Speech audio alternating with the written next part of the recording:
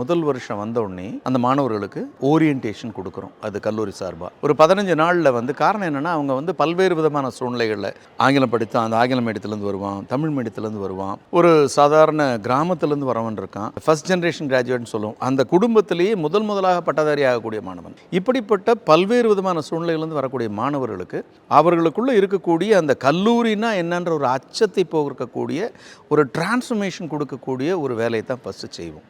அதான் ஓரியன்டேஷன்றது. அப்போ அவனுக்கு என்ன பண்ணுவோன்னா, கல்லூரினா என்ன, நீ படிக்க போகிறது என்ன, என்னெல்லாம் படிப்ப, இங்கே படிக்கும்பொழுது உனக்கு இதை கூட உனக்கு என்னெல்லாம் கிடைக்கும், இதெல்லாம் பண்ணும்பொழுது உனக்கு கடைசி வருஷம் நீ படிக்கும்பொழுது உனக்கு எந்த மாதிரியான கம்பெனிஸ் இங்கே வரக்கூடிய ஆப்பர்ச்சுனிட்டி இருக்குது, இந்த கம்பெனிஸுக்கு நீ போகணுன்னா, அந்த இன்டர்வியூ அட்டன் பண்ணணுன்னா இதுக்கு நீ என்னெல்லாம் பண்ணணும் அப்படின்றது பண்ணுவோம்.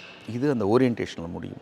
இதுக்கப்புறம் முதல் வருஷம் எடுத்துக்கிட்டிங்கனாவே அவனுக்கு ஃபஸ்ட்டு என்ன பண்ணுறோம் அப்படின்னா, கம்யூனிகேஷன் ஸ்கில். காரணம் என்னன்னா, இன்றைக்கி பேசுகிறதே நிறைய பேருக்கு தெரிய மாட்டேங்குது. அதை நம்ம குறை சொல்கிறது இல்லைங்க. ஏன்னா காரணம் என்னென்னா, அவங்க வரக்கூடிய வாழ்ந்து வளர்ந்த சூழல் அப்படி. ஆமாம், வாழ்ந்த சூழல். ரெண்டாவது ஒரு பயம், மற்றவர்களை பார்க்கும் பொழுது ஒரு தயக்கம், கூச்சம். ரெண்டாவது ஆங்கிலம் அப்படின்றது இன்றியமையாத ஒரு விஷயமா இருக்கும் பொழுது அதை எந்த மாதிரி சரியாக பயன்படுத்தணும் அப்படின்றத சொல்லி கொடுத்து அதை வளர்த்துறது தான் ஃபஸ்ட்டு நம்ம பண்ணக்கூடிய விஷயம், கம்யூனிகேஷன் ஸ்கில்ஸ்.